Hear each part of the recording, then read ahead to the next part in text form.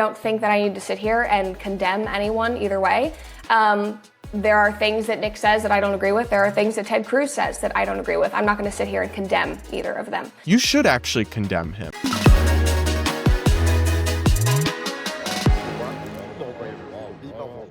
We're going to talk about a really interesting interview between the right-wing YouTube star, Brett Cooper, and an NPR host. Yes, the times are a-changing, because just a few years ago, it would have been almost unthinkable that they would bring someone like Brett Cooper onto NPR for an extended interview, but I'm glad that it's happening.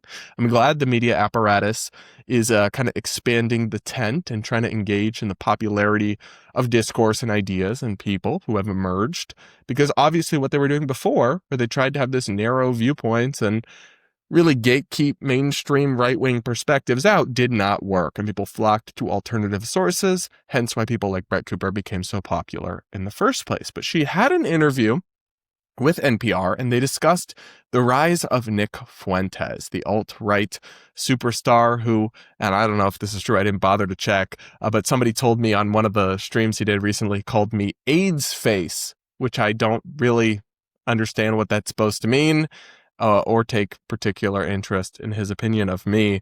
But anyways, they discussed this, and I like Brett. I like her both personally and professionally, but I don't entirely agree with what she had to say here. So we're going to take a look at it and discuss. And let's just roll the clip. As someone who draws a big audience yourself, why do you think it is that Nick Fuentes has a following with the kinds of things that he says continuously about Jews? You know, number one, because so many people have said not to listen to him. And they've said that, you know, he is the equivalent of the Antichrist. And again, when you point at something, you are directing attention to it. And secondly, because he's become a meme, he is huge on social media. People are. So I want to pause on this for a moment, because I sort of agree and disagree with this first part of what Brett said, where she says that, oh, well, part of the reason that Nick Fuentes has risen is because so many people insisted, don't listen to him, don't watch him. I don't know that it's quite that. I think actually it's more so that they so explicitly censored him, right? He was banned from YouTube. He was banned from Twitter. He was banned from all these platforms. And everyone refused to have him on shows ever, discuss things with him, even in an adversarial way, that it gave him this kind of forbidden fruit quality where people felt like they were edgy and subversive if they went and watched his streams or if they watched his clips because, oh, I'm not supposed to watch him. That's more it. It's not that people condemned him or said, don't listen to him. It's that they literally censored him, and that backfired, I think, pretty enormously. Look at how big he is now, because you can't do that. And then you're also allowing his ideas to fester unchallenged in these like niche, dark under corners of the internet, rather than actually in the mainstream, in the spotlight, where people would engage with them and kind of take them apart, because a lot of it's pretty vacuous and empty. But to me, it's more the censorship. It's not that people distanced themselves from his ideas or his beliefs or encouraged people not to listen to the hate he was spewing. It's that they took such a heavy hand and actually censored him. So it's I would draw a little bit of a distinction there. But let's keep going. Finally, a win for sanity in the trans debate. Excuse me, it's ma'am.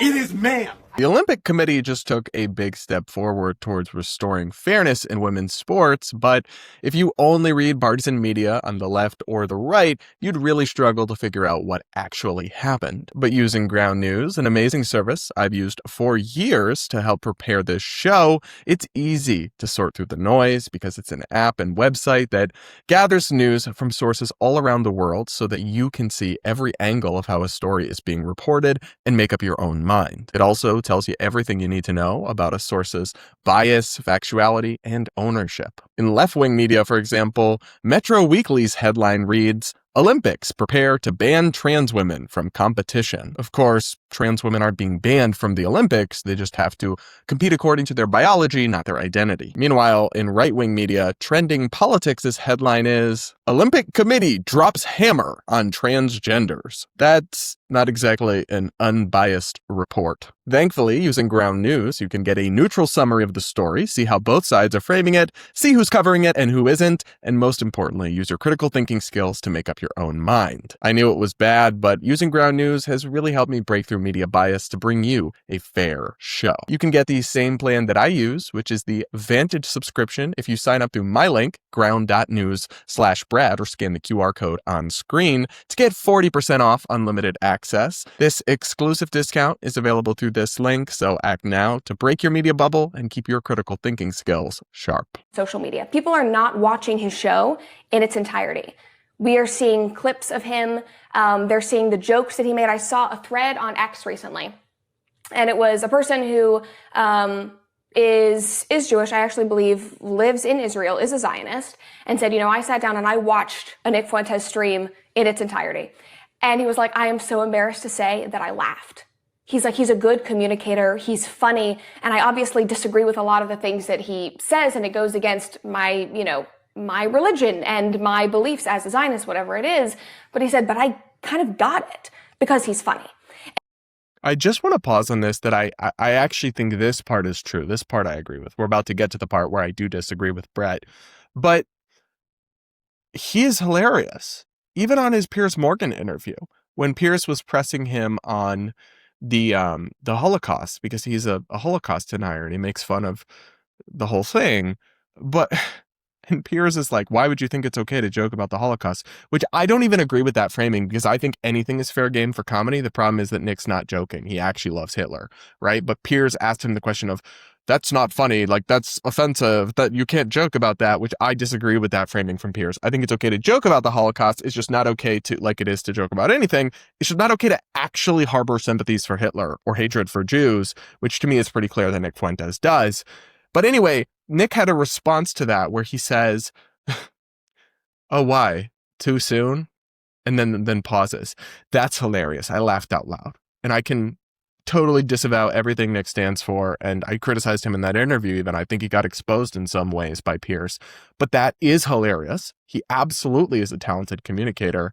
And you can acknowledge that about somebody while also condemning what they stand for. When he says that he loves Hitler, when he says most black people should be imprisoned, when he says women should be second-class citizens, stripped of equal participation in society, those are things I object to, but it doesn't help if you act like, oh, I don't understand at all why anyone would find him funny or entertaining. Obviously I do, but the problem is there has to be a line for basic decency. And a lot of people have, I guess, decided that line doesn't matter just because he's entertaining. Or maybe because people cried wolf for so long and said everything is racist, sexist, homophobic, you can't joke about that, how dare you, blah, blah, blah, blah, that now somebody just totally doesn't give an F and people are immune to it and they find it refreshing. I think it's all part of a pendulum swing, but the pendulum is swinging. We were at peak woke and now we're at way too far on the opposite end of the extreme if somebody like Nick Fuentes is appealing to people at large scale. And here, we're going to get to the part where I truly did disagree with what Brett had to say, because she seemed unwilling to condemn Fuentes. So let's listen. And so I think a lot of people are not actually watching his show in its entirety, but they are consuming his memes and the TikToks that people make of him.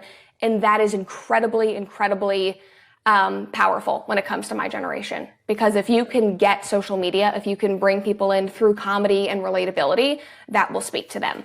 And I think that's the part that a lot of conservatives have not been able to keep up with. And when Ted Cruz says, this senator who had this exchange with you says, now is a time for choosing.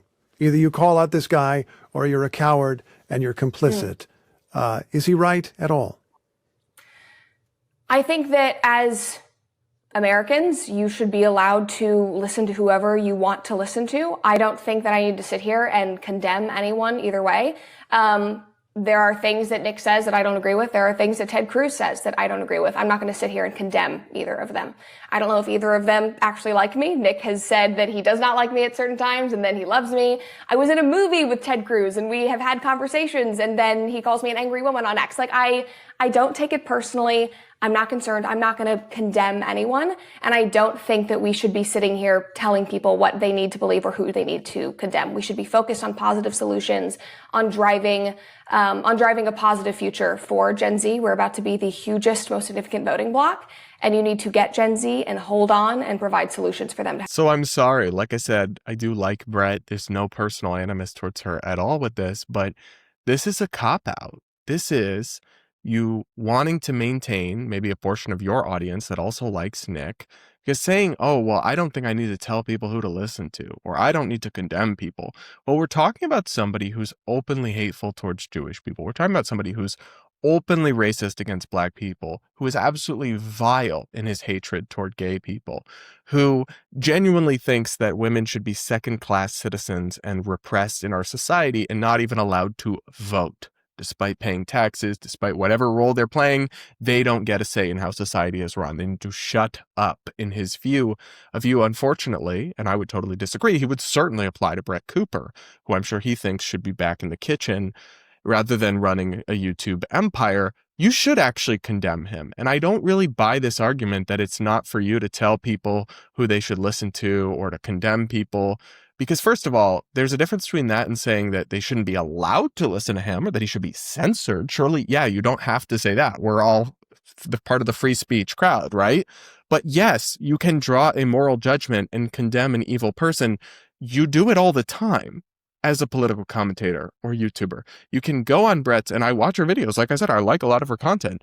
She condemns people all the time. She just did a whole episode condemning the Nashville Democrat running in Tennessee. She's done on this woke celebrity is giving terrible advice. Don't listen to them all the time. The job of a political commentator is to denounce people saying bad things and tell your audience who and what they can trust and what they can't. We do that all the time. So to suddenly pretend like we can't do that because Nick Fuentes is being discussed doesn't make sense. It just doesn't even make sense at face value, which is why I have to come back to the idea that it is, unfortunately, something of a cop-out. It is wanting to avoid ruffling the feathers of the millions of people who maybe like Nick Fuentes, many of whom could be potential viewers or an audience for yourself, but it doesn't demonstrate the kind of integrity or principled stand that you should want to see from a political commentator. That, of course,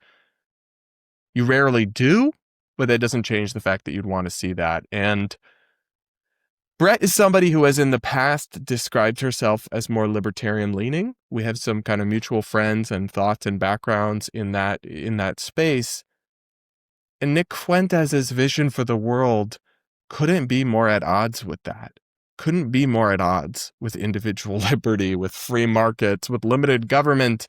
He is a far-right extremist, collectivist, white nationalist, fascist. I know those are all buzzwords. I know they've all been overused like crazy, but they actually apply to him. And the things he believes are genuinely scary, taken at face value. And if you can't draw a line in the sand, and you can't condemn him, and you can't separate yourself from him, I think that is really disappointing.